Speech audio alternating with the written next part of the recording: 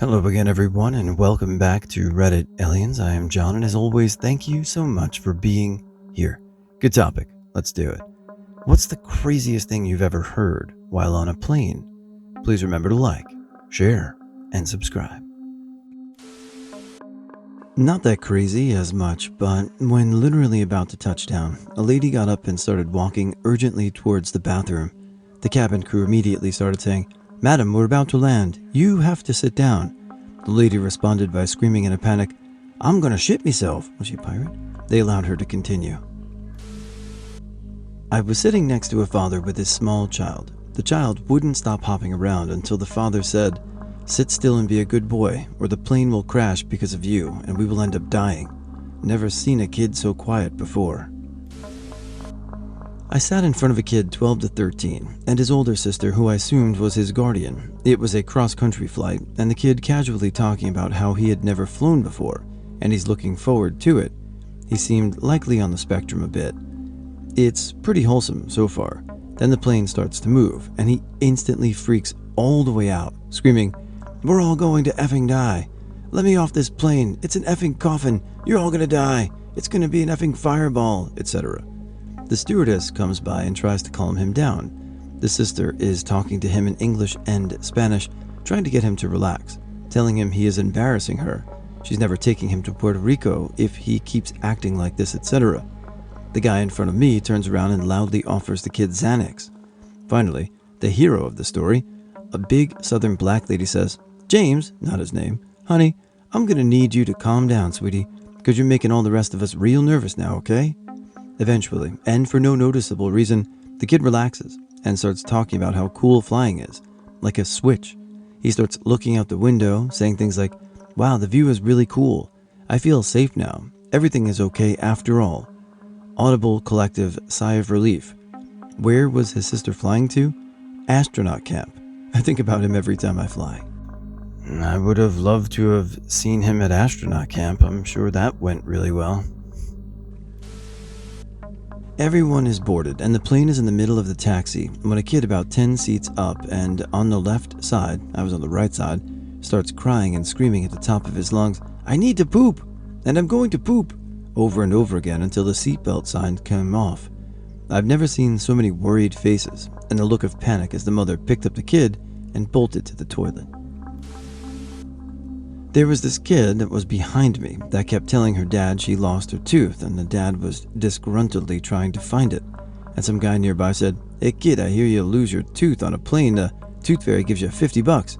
To which the dad replied, "Hey look, sweetie, the tooth fairy decided to sit next to us on the plane." A guy coming home early to bust a cheating wife. He was on the phone with a friend or family who told him the other guy was at his house and they didn't expect him back until next week. Oof. I'm a pilot for a major airline. Decades ago, I was running for a deadhead flight home and managed to snag the last seat. A mother and young daughter was seated next to me. Halfway through the flight, the mother, seeing my disheveled look after flying all day, asked if I wanted her daughter's PB&J sandwich that she wasn't going to eat. I politely declined, but she insisted.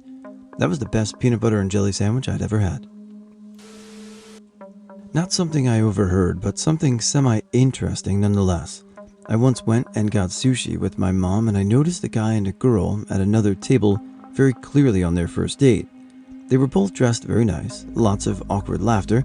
The guy was being ultra gentlemanly, like pulling her chair out for her, just the usual stuff that tips an observer off, that they were still very much getting to know each other and wanting to make a good impression. Fast forward 2.5 years. I was boarding a plane in Atlanta, Georgia, heading to Colorado with my brother to go skiing, when I saw the same couple seated near the back of the plane. I was in the row directly in front of them, so when I put my bag up, I turned to them and said, "This is going to be super weird, but did you guys have your first date at insert sushi restaurant?" They both got wide-eyed in shock and laughed, and told me that they had in fact had their first date there. I told them I was there that night and just happened to recognize them when I boarded the plane. It was friendly as we chit-chatted for a bit. They were going skiing at the same place we were, so it was cool and all. Day 2 of our trip. My brother and I decided to go to the top of the mountain and take a few more of the advanced slopes down to the bottom. There were maybe a dozen or so people up there, and before taking off, we decided to look at the trail map to make sure we were going to get back to where the shuttle could pick us up without having to hike our gear for 2 miles. About 20 feet away from us, a guy got down on one knee and proposed to his girlfriend, and everyone clapped as she jumped up and down with excitement and said yes. They took off their helmets and goggles to kiss, and it was the same freaking couple. I literally was there for their first date, met them for their first time on a plane purely by chance because I was sitting in front of them, and was present when he proposed to her. I assume they're still married because at the rate we're going, I'm probably going to run into them again if one of them decides to file for divorce. I wouldn't even worry about it. You'll just end up at their wedding, so just live your life. I'm sure you'll see them again. I was flying to Seattle from Atlanta, and there was a baby crying for the majority of the flight. The parents were doing their best, and it really was not their fault, just a shitty situation. About halfway to Seattle, the man seated in front of the baby snapped and started screaming at the baby and his parents, cursing at them, saying how they're awful parents and he's gonna beat them all up, including the baby, to a pulp when they land. A flight attendant tried to ask the guy to calm down, and he said he would also beat her up. The pilot had to come and tell everyone to calm down, or else we had to make an early landing. We made it to Seattle, and the guy ended up having to be tackled by 4 cops at the gate because he was trying to run away after being approached by them. Not so much what he said, but I sat next to this fully grown man that was playing Plants vs. Zombies the whole 3-hour flight with incredible enthusiasm. Every time a plant got eaten or he killed a difficult zombie, he'd jump in his seat, pump his fist, and aggressively whisper, "Yes, yes, get him, yeah." Nothing too crazy. A couple in their 50s who were all over each other like tongues in ears, hands in pants, etc. They were busy working out the logistics of their next getaway. They were both cheating on their partners and laughing at how gullible their SOs were, believing another business trip would come up so soon. 2 older guys in my row on the way to an academic conference. One of them mentions that the first thing he's doing is attending a lecture on some esoteric physics topic. But before he can even finish the name of the topic, guy number 2 says, "Oh, of course, the effects of co-limited tesseracts on quantum membrane string interactions," or some such physics jargon. "Are you familiar with the topic?" Guy number 1 gets halfway through saying, "Well, actually, before he is cut off by guy number 2 who says, "Because you see, most people, even in the field, are woefully undereducated in this particular subject," and then proceeds to talk to guy number 1's head off for about 10 minutes. Guy number 1 just nods and smiles patiently through the whole exchange. At the end of his missive, guy number 2 says, "So, the lecture is being given by Dr. So-and-so, one of the leaders in the field, and absolute legend. Do you know his work?" And of course, guy number 1 puts on a very kind but somewhat sheepish look and says, "Actually, I am Professor So-and-so. Your understanding of the field is actually quite good." Guy number 2 turns red as a tomato for a few seconds, but seemed to get over it quickly, and they spent the rest of the flight casually talking shop about theoretical physics.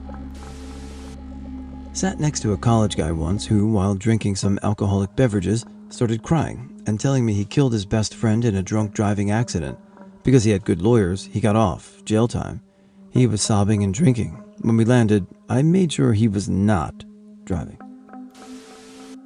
I was flying solo into Orlando. The woman next to me was so excited about her new boyfriend's boat and was going on and effing on about how excited she was for this trip. I nodded and put my headphones in, and about 1 minute later, she grabbed the cord on my headphone and pulled it out of my ear so she could blather on about it. I asked her if she had lost her other effing mind.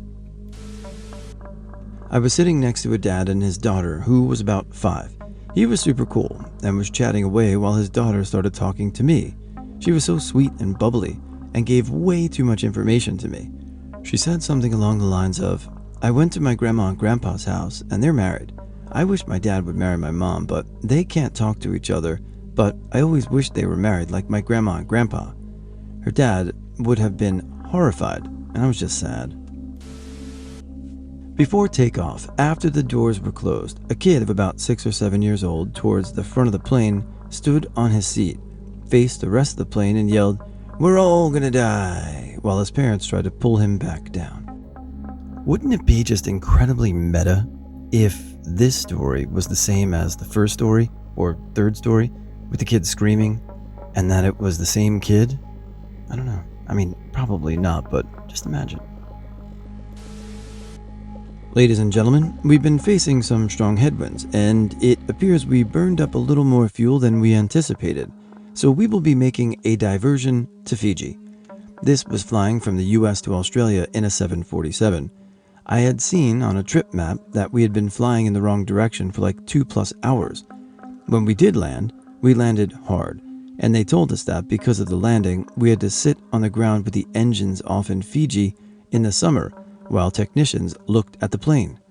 When we were airborne again, our destination was fogged out, and we diverted from Sydney to Melbourne. I don't even want to spend 26 hours on a plane again. Oh, I got this one. Passenger W is struggling to get his luggage in the overhead compartment, and passenger E, seated next to me, starts getting upset.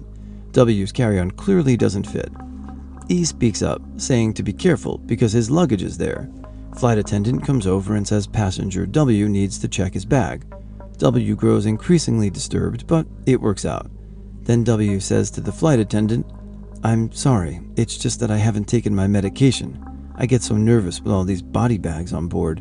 You know, I have body parts in my luggage." Passenger E turns to me and says, "Did you hear that? I just have a laptop in my luggage."